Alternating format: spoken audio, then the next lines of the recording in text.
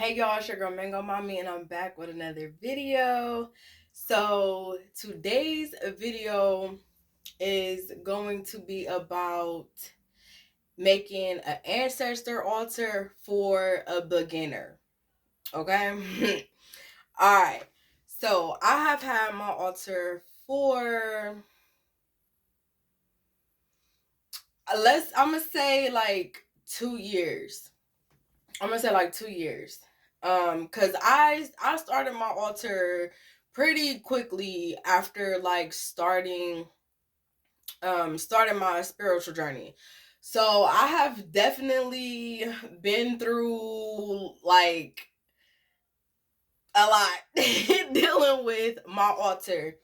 But right now, today, I could say like I literally just redid my altar today. Like, well, not redid it, but I made a couple changes because I found out some new information that I wasn't aware of before. So I had to take some stuff off and then put some stuff on that should be on there. And right now I feel real good about my altar. It's so nice. Like, but I can't show y'all. Sorry, but yeah, nah.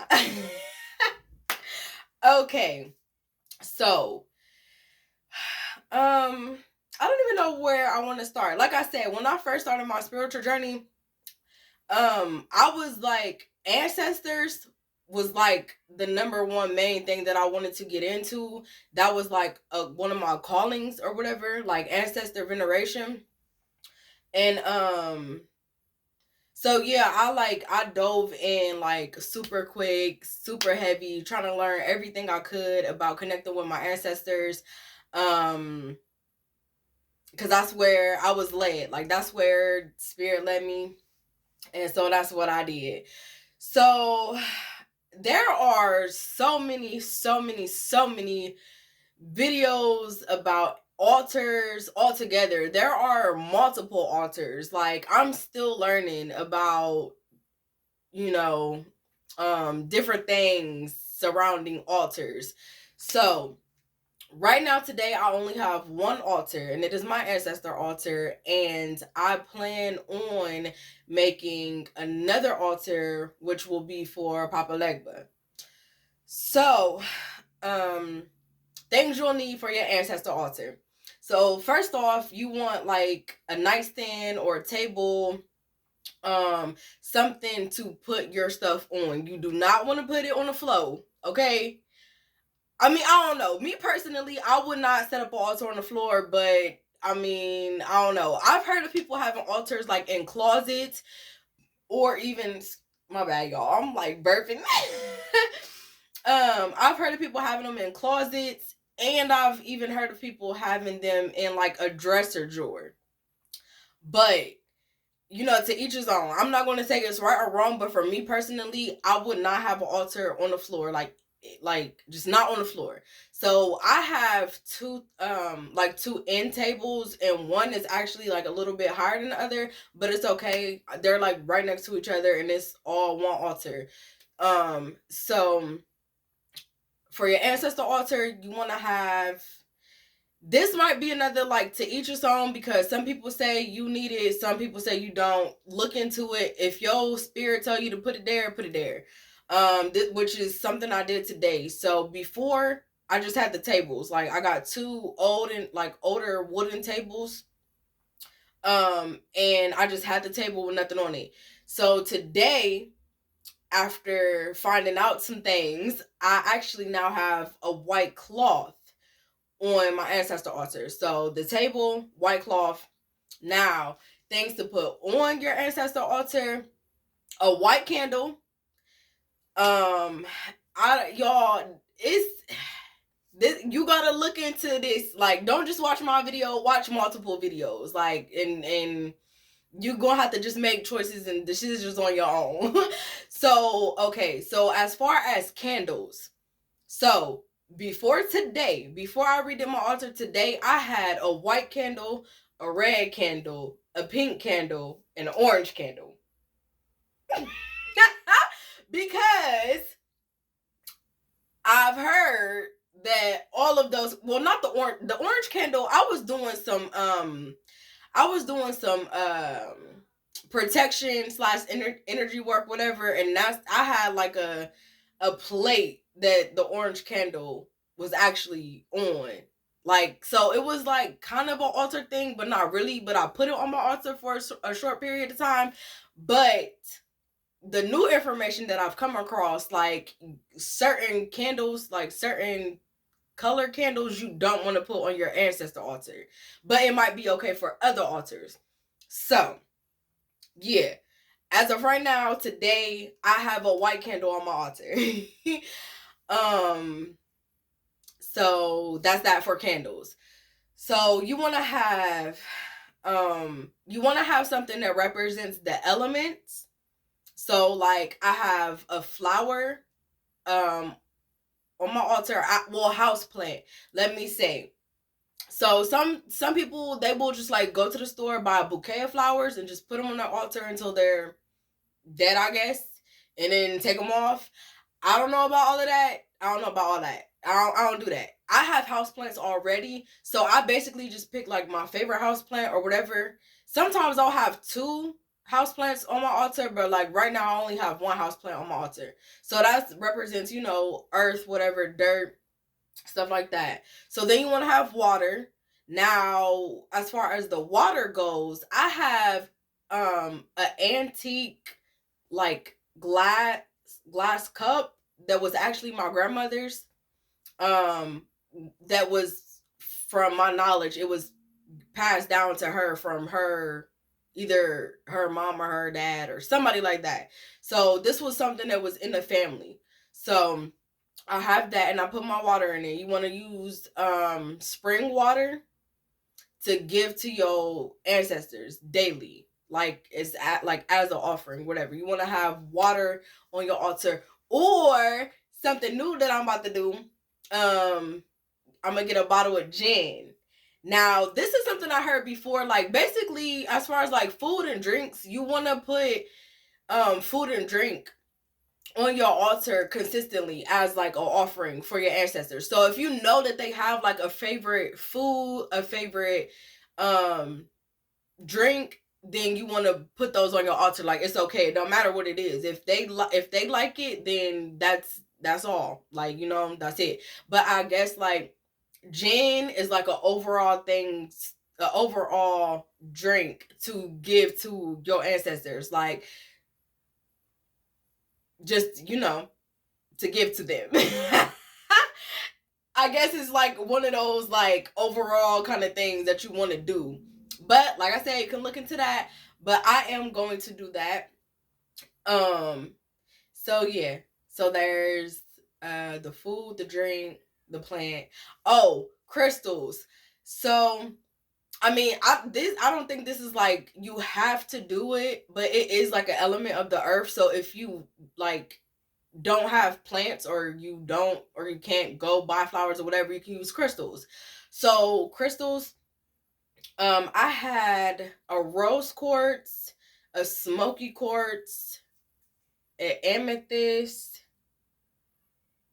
and I want to say I had tourmaline and obsidian on my altar. But I work with the crystals that I use on my altar. So sometimes, like they're not always like on my altar and never touch. Like, no, I'll work with them, I use them, I'll take them off, charge them, whatever, cleanse them, then put them back. So you can use crystals. I'm trying to think what else is on my altar. Oh, so herbs. Herbs are good for your altar, also for your ancestors. Right now, I only have bay leaves on my altar, but I do, I have put lavender leaves on there. Like, I just have like a small little container, and I just pour the leaves, pour the lavender leaves in the little dish and just set it on the altar. Like, it's simple. So there's that. Oh, the main thing, your ancestor. Like, you want to put pictures of your ancestors on your altar. The thing about this that I didn't know before, that I literally just found out the other day, you do not want to put pictures of living people on your altar. Y'all, I had pictures of me on there. I had pictures of one of my uncles who was alive on there because we were in a picture with my uncle who passed away that I wanted to put on my altar. And I didn't know. Like, up until like a couple days ago, like Thursday or Friday, today is Saturday. Up until then, I did not know. Like, I had never come across like anybody ever saying not to put pictures of living people on your altar. So make sure the pictures of your ancestors that you use, make sure it's only them. If you gotta cut some pictures, cut them. Do not put living people on your altar. Okay? I mean, and if you choose to, that's on you, boo. Do your research, do whatever feel right with you. But when I came across, when I initially did it, I didn't feel anything. Like, I didn't feel like, oh, this is wrong, I shouldn't do it. But once I heard the information, I felt it in my body and my soul, and it clicked like, okay, I need to go home right now, take that off. So I did. So I'll be getting a picture of my uncle and putting a new one on along with the ancestors that I already have. So yes. And then, like, you can put any items from, like, if you have items from your ancestors, you can put those items on your altar. So, like, my grandpa, I actually have my grandfather's ashes. Like, that was my dog, okay? That was my baby. I actually have his ashes.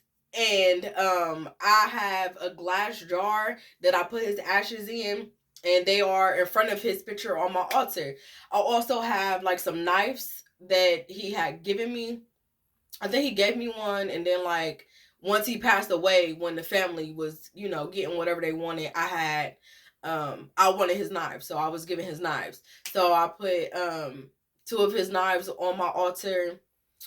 I'm trying to think, what else do I have on my altar? Because I feel like I'm forgetting something. I think that's it though, y'all. Like, it's real simple. Like, it can be real simple. It doesn't have to be all extravagant. Like, just do what you feel. Put whatever you feel you need to put on your altar, put it on your altar. Oh, as far as food and drink. Okay, so okay. So there is one specific person that I follow along with a lot, who really resonates with me, who I feel like I have like this little connection with. I don't know. I just love her. I love everything about her. She has like so much much wisdom. And yeah. So she says, when you put like food and drink on your altar, you're not supposed to just like take it off and throw it in the trash. You are supposed to like bury it in the earth or like something like that. So I don't know. That's something that I have to like look more into, because it's like, I guess you can like toss the food out the window. I don't know why I never thought of that, but I guess you're just saying like you're not supposed to just like throw it away in the trash can. So, she says like whatever you use on your altar, if it's like biodegradable or whatever, like return it back to the earth. So, like, even with liquids and food, if you can return it back to the earth, do that. Which I'm actually going to start doing, because like I said, I don't know why I just never thought about like tossing it out the window, because clearly food is biodegradable, like it's going to go away. So I'm about to start like tossing it out my window. Feed the birds, or if you can go outside and bury it, do that. But yeah, I guess it's just like you're not supposed to throw it away in the trash or whatever. I think, do not quote me on this, but I think she said like you can flush it. I don't know, y'all. I don't even know, y'all. Do your research, figure it out for yourself. But it's just something to think about, you know what I'm saying? I want to give y'all as much knowledge as I can. But some things, like I said, like, this is not something you can just learn in one day. Like, you're going to forever be learning. So yeah. I think I pretty much went over everything. Oh, another thing. Write to your ancestors. Like, you need to like start forming bonds with them. Like if you're going to have an ancestor altar, it's because you want that connection with your ancestors. So that's part of doing ancestral work. When you write your letters to your ancestors trying to connect with them, you want to make sure you take your letters and tape them. I don't tape mine, but you can like tape them or put them under your white candle. um yeah, do that. Don't like Make sure you write to them and you keep all your ancestral letters together under your white candle. And eventually, you ain't gonna be able to put them all underneath your candle, but keep them on your altar. That's another tip. So yes, I think that's it. Like, I thought this was gonna be like a little quick cute video. We over 15 minutes, but that's okay. Yes, I think that's everything. So I love y'all, and I will see y'all on the next video. Make sure y'all like, comment, subscribe. Yeah, so you can be on board and you don't miss a video, okay? I love y'all. Peace. Mwah.